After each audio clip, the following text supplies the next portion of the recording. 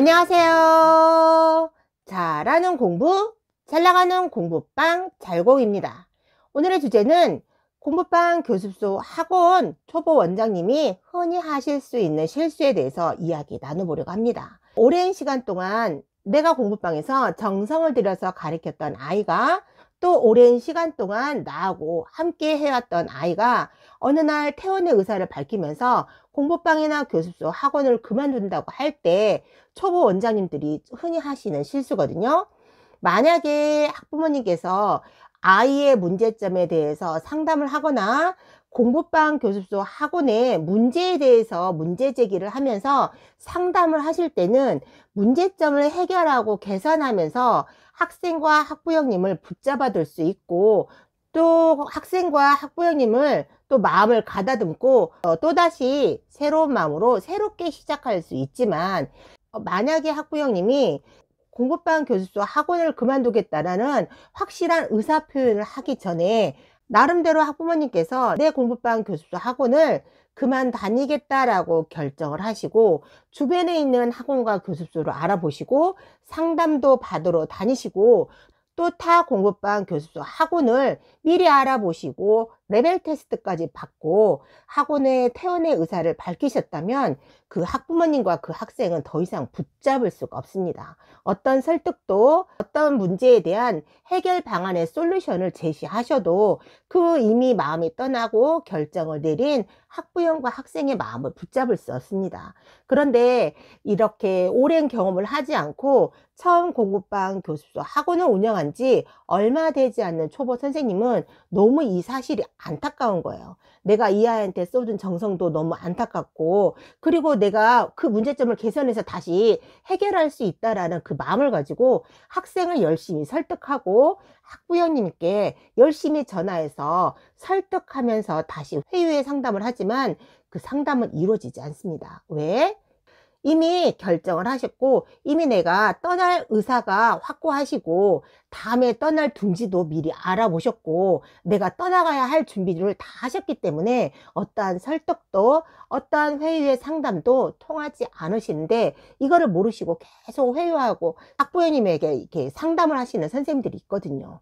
학부형님도 좋은 마음을 가지고 떠나겠다라는 마음을 가졌어도 이렇게 선생님이 계속 전화하면서 설득의 의사를 밝히고 회유하신다면 그 공부방 교습소 학원을 떠나기로 결정하신 학부형님이 그 학원에 대해서, 공부방에 대해서 조금이라도 그 미련이 남은 그 작은 미련마저도 없어지게 되고 질리게 되는 거예요.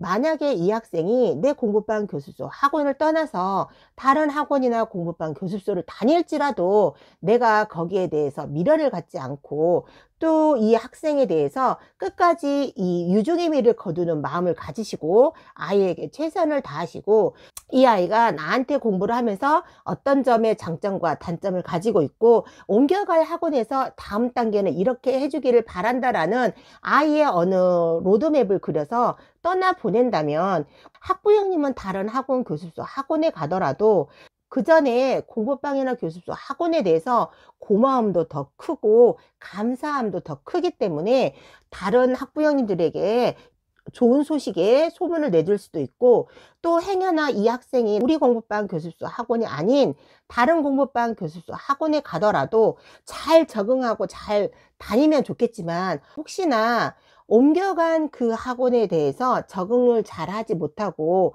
학습을 잘 습득하지 못하면 다시 나에게 돌아올 수 있거든요. 그런데 이미 우리 공부방에 마음이 떠난 그 학부형님과 학생에게 너무 설득의 전화라든지 회의의 말을 너무 이렇게 심하게 하다 보면 다시 돌아올 수 있는 마음이 조금도 남아있지 않게 되거든요. 선생님의 그런 안타까운 마음과 사정은 충분히 이해가 돼요. 저 같은 경우에도 내가 힘들게 가르치고 정성을 쏟았던 아이가 나를 떠나서 다른 공부방, 교습소, 학원을 간다 했을 때 그 서운한 마음이 왜 없겠습니까? 그 안타까운 마음이 왜 없겠습니까? 그러나 학부형님과 학생이 마음의 결정을 하시고 떠나기로 하셨다면 내가 아무리 어떤 설득을 하고 문제 해결을 하고 솔루션을 드린다 하더라도 절대로 돌아오지 않거든요. 일단 내 둥지를 떠난 다른 둥지를 다 한번 훑어보시고 내 공부방에 대해서 또 나에 대해서 내 둥지에 대해서 감사함이 있다면 다시 또 돌아올 수도 있거든요. 이 후작업이 있다라는 걸 생각하지 못하시고 그저 서운한 마음을 너무 강하게 내비치신다면 오히려 득보단 해가 많습니다. 그래서 초보 원장님이 이 뒤를 보지 못하고 지금의 서운함과 안타까움 때문에 내 마음을 너무 드러내는 경우가 많거든요. 이럴 경우엔 내가 서운하더라도 내가 좀 안타깝더라도 내 마음을 드러내지 않고 아이가 나아갈 방향에 빛이 될 수 있고 걸음이 될 수 있는 그 힘을 좀 실어 주십시오. 그러면 그 감사함과 고마움이 다시 선생님에게 되돌아올 날이 곧 돌아올 겁니다. 요즘 저희 공부방에서도 드문드문 신입생이 들어오게 되는데 학원에 다니다 적응하지 못하고 학습을 소화하지 못하고 저희 공부방에 오는 아이도 있고 다른 공부방에서 공부를 하다가 다음 단계로 해서 저희 공부방으로 오시는 분들도 있지만 보면은 큰 학원에 다니다가 저희 공부방에 이렇게 오는 경우에는 학원에서는 그렇게 한두 명의 탈원이 있다 해서 그렇게 연연해 하지 않거든요. 그런데 소소한 인원을 가지고 공부를 하는 타 공부방에서 저희 공부방으로 이동을 했을 때 그 공부방 원장님이 너무 서운한 마음을 가지시고 서운함과 속상한 마음을 너무 드러내셔서 학부형님의 감정을 좀 상하게 하시는 그런 경우가 간혹 있거든요. 이런 경우를 봤을 때 좀 안타까움이 들더라고요.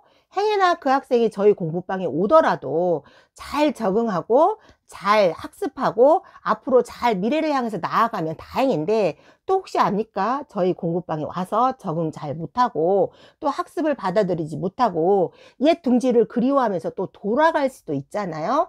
그런데 유종의 미를 거두시고 아름다운 이별을 했다면 그 학생이 그 돌아갈 둥지를 찾아서 다시 돌아갈 텐데 아름다운 이별을 하지 못한 그 둥지였다면 이 학생이 저희 공부방에 와서도 잘 적응하지 못했을 때 돌아갈 둥지가 없는 거죠. 그럼 다른 새로운 둥지를 찾아다니겠죠?